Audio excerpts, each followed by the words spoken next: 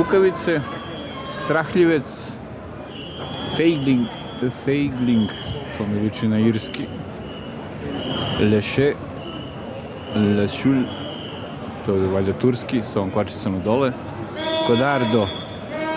to je možda portugalski, coward, engleski, jawa, to je valjda japanski, strahopetec, možda poljski, zbabelče, sad, možda bugarski, a nije, latinice, trus,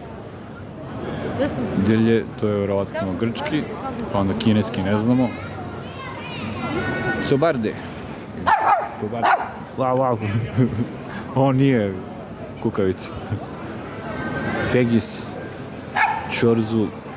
to je možda rumunski, kovarde, pelkur,